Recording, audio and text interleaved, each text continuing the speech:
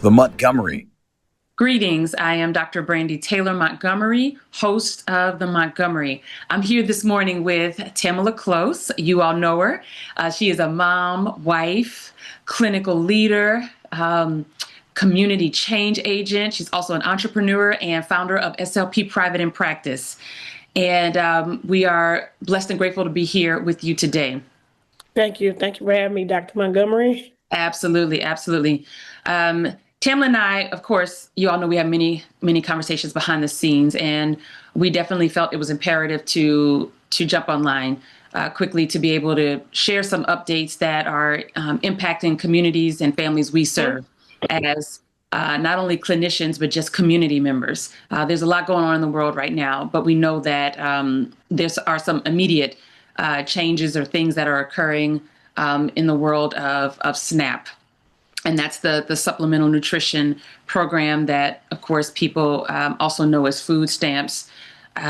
We know that November 1st, that there will be some changes in funds temporarily that people will receive. So Tamla and I wanted to jump on, talk about it, make sure that we're clear with what is happening, and hopefully also be a resource for the people that we care about. So Tam, I'm just going to jump in, just kind of paint just jump in. Just a high level overview of what we're looking at. So as we know, with the shutdown in the government, it has impacted the reloading of SNAP funds. So because the government is shut down, there will not be funds that will be loaded on the 1st.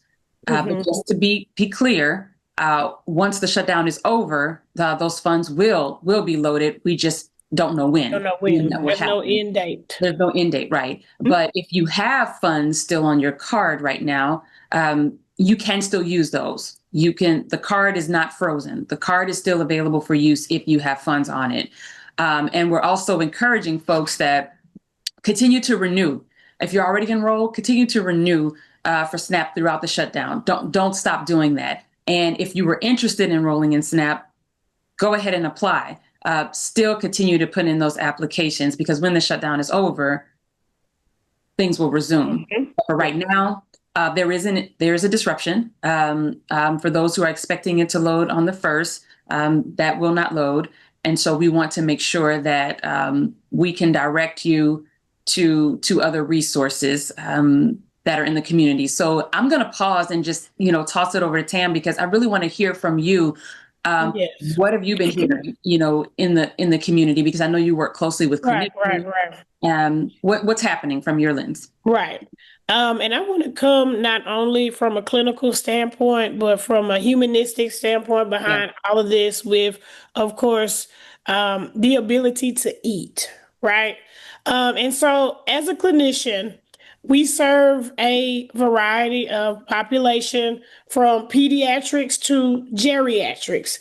And so especially those of us who serve specifically home health, we're going into those homes. We're seeing sometimes the conditions of those homes that we go in and the need that is there. So it will almost devastate a lot of the families that we serve and that we service, again, going into those homes, whether or not they're children or they're the older population that needs benefits, right? These benefits to eat, which is, of course, a basic human right. And so we do have a duty, and I'll start with just as clinicians first, right? Because food security is one part of the health of that individual. So if we got adults with chronic diseases that we're servicing, especially SLPs, OTs, PTs, counseling, that have hypertension, diabetes, all of these things, right? So then we're looking at them being undernourished, exhausted, participation is going to drop. Do they have the cognitive energy and focus, right? Will they make progress? Think about those patients that we serve that have wound care. Nutrition is a big part of the healing process. So all of these things and tissues will start to break down when you're not having a nutritious diet. of course, we already know students, right? Right. Those scholars that we serve in schools, that inattention, the fatigue, the That's behavior right. concerns, right? Because they are hungry. And now their ability to eat at school will not stop, Yeah. but there are a lot of schools that do provide those evening meals Right. to those scholars. And so a lot of these things will not only impact them, and we're not just talking about from a physical standpoint, from them being the hunger, but it's Mhm. going to cognitively impact these individuals. And then again, when we look at the health of some of our kids and older patients Right. who have these uh, not disabilities or diseases, that nutrition is at the heart of what they need to almost to survive. Absolutely. Absolutely. So when you paint that picture, we're talking about, a significant impact Hmm. on families and communities we serve. I think we kind of take lightly this whole food Right, insecurity, right, piece, and it's really the foundation of much of what folks need to just be able to right. function on a day-to-day basis. I On a think about day-to-day basis. Maslow's hierarchy of needs, right? Right, Physiological needs met first before I can even talk about right, moving up to self-actualization and all these skills that we need to be able to thrive. But yeah, right. basic needs. So I'm glad you uplifted that, Tam, and mentioned that. So what can we do to encourage our communities and our families at this point? Right. And again, I will come at it from a clinical standpoint, and then I will always also come at it as just the human advocacy behind it. So, clinicians, when you go into these homes and you're seeing food insecurity and you're seeing these things, make sure you note it, right? We have the ability to put it in what we're reporting that we're seeing, and we need to document everything that we're seeing. When you're getting those vitals, and it's just as important to know these things about how they thriving, are they able to even function within the confines that we need for the intervention. So document, document, document, right? Also provide the resources. And this can come from clinicians and then also the mass population, right? So there's several food pantries that we can partner with. Don't just refer, also be replenishing, right? Right. When you go get a can of green beans, get two, right? Mhm. Take you one home, take the other things to the food pantry. Also, a lot of the churches in our community are also partnering with some of the pantries, or they're just running local pantries out of those churches. Like my church, they just sent out a notification to say, hey, call to action.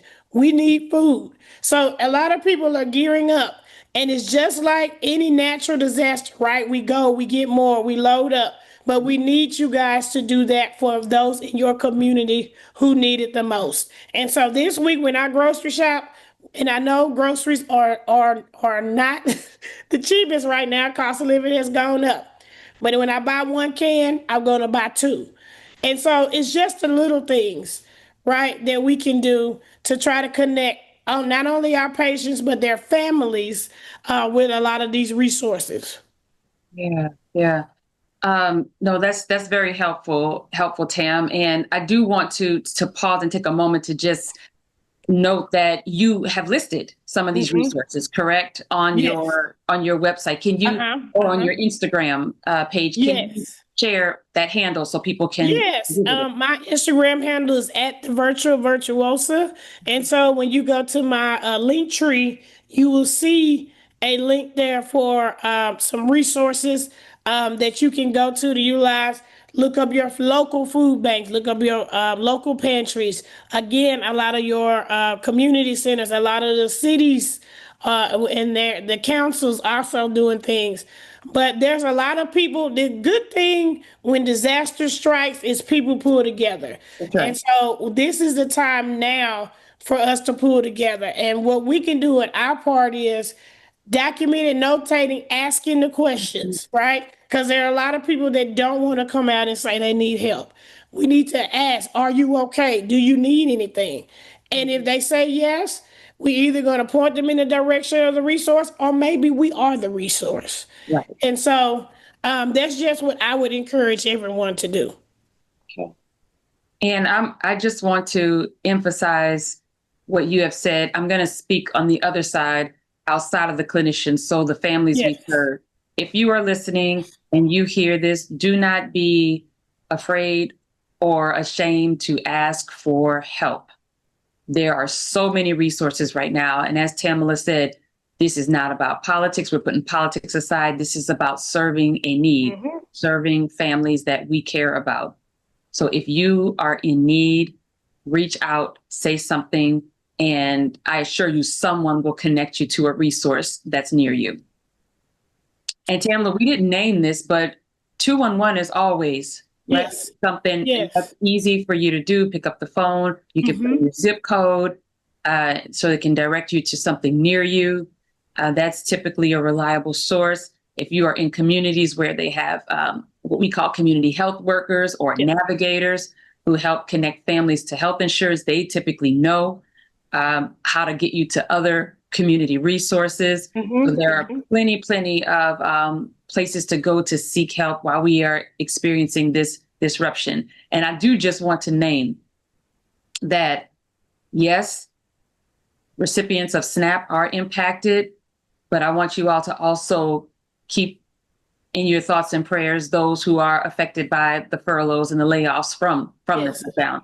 Families who didn't qualify for some of these services beforehand, they are impacted now as well and are seeking support with food and nutrition.